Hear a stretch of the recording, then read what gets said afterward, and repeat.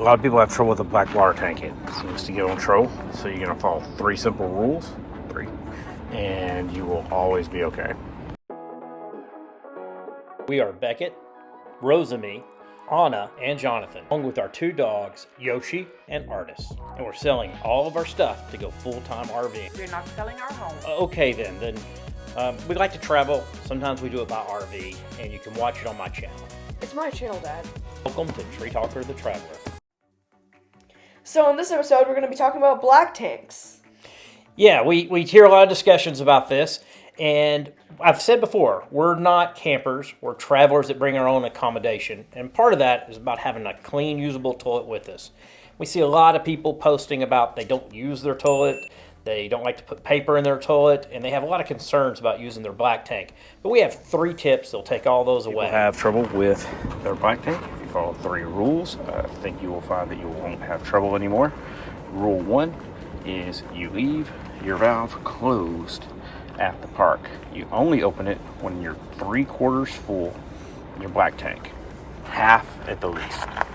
Then you can release it, let it dump completely. All right, then rule number 2, always go and put more water into the tank right after you dump it. So what you do is you go in, you put about 3 to 4 bowls worth in, and you are perfectly fine. And rule number 3, always flush your black tank, then your shower, or then your sink, then your shower, from most dirty to least dirty, to rinse out your hose. Also, if you're on a long trip or you have the availability, it's always good to use your flush out hose. Do not put your flush out hose and walk away from this thing. It will build up pressure and somebody will open the commode and it will blow up in their face. All right, and even start to come out the vent in the top. Having good drainage in your sewer line is probably one of the most important things. It's one of the best tips I can give. Just try to have a straight setup with as few turns as possible, with going down to the final stop. Another sewer hose tip is install one of these. This is just an extra valve at the end. They cost like $8 to $12 and they just clip on, just like your hose does. But it gives you that extra layer of protection, because sometimes there'll be things in these pipes that haven't drained out, and at your next location it'll come out on you. Or you may get a little something stuck in your valve and it leaks out, and you don't want that on you. You put this on, you have it closed, you hook up your hose before you open it, and you'll never get the nastiness.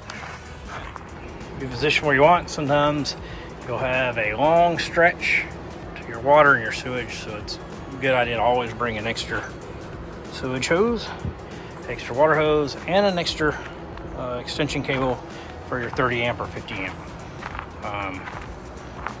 It'll mean that you can dictate where your camper is versus the outlets, which are really forward on this because people park to the front and use the back, but we wanted to be back in the back.